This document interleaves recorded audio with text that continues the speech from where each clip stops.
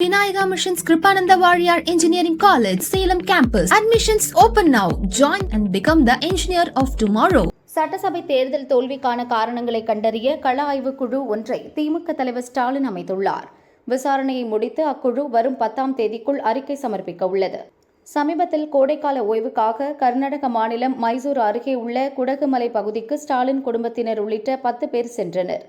அங்கு நடந்த ஆலோசனையின் போது மூத்த நிர்வாகிகளுக்கு ஓய்வு கொடுக்க வேண்டும், துணை பொதுச் செயலாளர் பதவிகளை இளைஞர்களுக்கு வழங்க வேண்டும், உடல்நலம் பாதிக்கப்பட்டுள்ள துரைமுருகனை பொதுச் செயலர் பதவியிலிருந்து மாற்ற வேண்டும், செயல் தலைவர் பதவியை உதயநிதிக்கு வழங்க வேண்டும் என ஸ்டாலினிடம் முன்னாள் அமைச்சர் மகேஷ் உள்ளிட்ட சிலர் வலியுறுத்தியுள்ளனர்.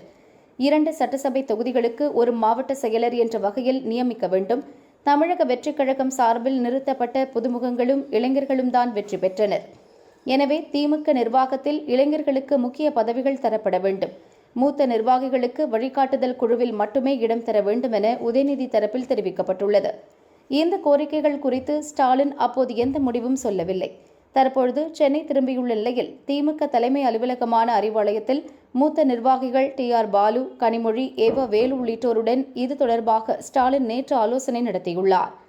கள ஆய்வுக்குழு அறிக்கைக்கு பின் இது தொடர்பான நடவடிக்கைகளை எதிர்பார்க்கலாம் என அறிவாலய வட்டாரத்தில் கூறப்படுகிறது.